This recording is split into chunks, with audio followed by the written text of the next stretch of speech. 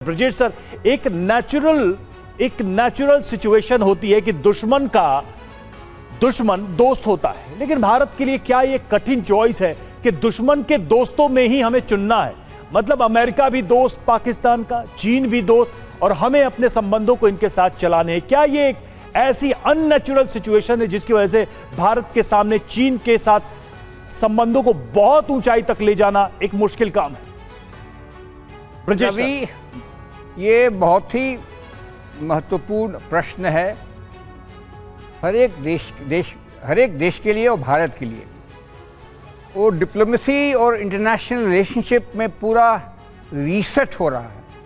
और हमें याद आता है कोट हेनरी किसिंगर का। वो कहते हैं अमेरिका से दुश्मनी अच्छी नहीं होती है, मगर उनसे दोस्ती जो होती है वो फेटल होती है। हिंदी में कहा जाए कि उनके साथ दुश्मन रहो तो अच्छा नहीं है, मगर दोस्त हो तो भरोसा नहीं है आपको कब वो निकल जाए। तो वो रही कहानी इंटरनेशनल रिलेशनशिप की। और चीन और हमारा जो रिश्ता है, जो संबंध है, UEM Jaipur is a perfect target for prospective students aspiring for good jobs, good education with future-ready skills. बहुत ही एंशिएंट है और बहुत ही टिपिकल है, बहुत ही डिफिकल्ट है। और आजकल के माहौल में जो इंटरनेशनल सिनेरियो वो ये है कि अमेरिका को चीन चैलेंज कर रहा है एज नंबर 1 पावर, और उसके तहत जितनी हरकतें हो रही हैं उसके तहत ही हो रही है। इसी कारणवश यूएस के जो प्रेसिडेंट हैं वो रशिया को चीन से अलग करना चाहते थे, उनसे दोस्ती करना चाहते थे, और इंडिया एक नेचुरल पार्टनर था। पता नहीं क्या सूझा उनको कि उन्होंने एक टैरिफ के वॉर शुरू किया और हमें एक अलग कैटेगरी में डाल दिया। तो ये जो वार्तालाप है खाली चीन की वजह से नहीं है, हमारी भी वही लीवरेज होती है। छोटे देश की, लेस पावरफुल देश की छोटी लीवरेज होती है। ये हमारी भी लीवरेज है कि हम चीन का इस्तेमाल करें अमेरिका या ट्रंप के साथ थोड़ा जो भी प्रेशर दबाव बना सकते उसके लिए। और ये देखिए कि खाली हमको अपने पुराने हिस्ट्री से नहीं जो आगे सोचना चाहिए। हिस्ट्री अच्छी नहीं है हमारे चीन के बीच में, मगर 62 के बाद में कोई ऐसी चीज़ नहीं आई है। 67 के नाथुला में उन्होंने उनका बहुत करारा जवाब दिया था। उनके इतने डेथ्स हुए थे शायद कभी नहीं हुए थे, वो भूलते नहीं हैं। और उसके बाद में जो 5 साल पहले जो गलवान में हुआ था, तो कहानी ये आ गई है कि हमारे बीच में चीन के बीच में बहुत सारी चीजें हैं। मिलिट्री एंगल हो, स्ट्रेटेजिक एंगल हो, ट्रेड का एंगल हो, पीपल टू पीपल कांटेक्ट हो। तो ये जो विजिट हुई है जांग जी की, ये इनकी पहल है।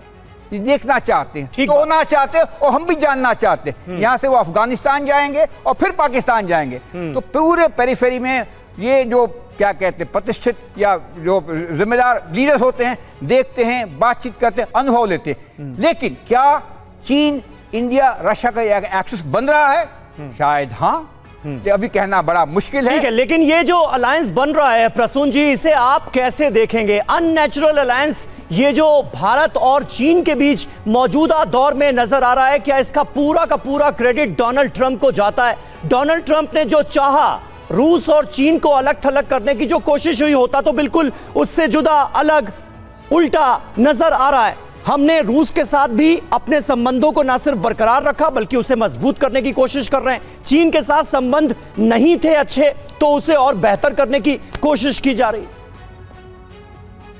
जी, मैं ये कहना चाहूंगा, हमारी सरकार और हमारे प्राइम मिनिस्टर एक आउटपुट ओरिएंटेड एजेंडा के साथ काम करते हैं, और उसमें भारत का हित और सुरक्षा सर्वोपरि रहता है जी। और जो प्राइम मिनिस्टर की विजिट है उसको देखते हुए भी ये सारी एंगेजमेंट्स हो रही है। और आपने कहा कि कौन से देश को चुनो, हम अपने भारत को चुनते हैं। भारत की जो आत्मनिर्भरता है, चाहे वो शॉर्ट टर्म से अभी एड्रेस होती है चाइना के साथ काम करने के लिए, तो आप एडवर्सरीज को एंगेज करके भी उसको न्यूट्रलाइज कर सकते हैं। बॉर्डर पे हम अभी भी जमीनी तौर पे बिल्कुल सख्त और डटे हुए हैं। अगर आप देखो, ये एंगेजमेंट में सबसे प्रमुख मुद्दा भी यही रहा था कि बॉर्डर पे पीस होना जरूरी है।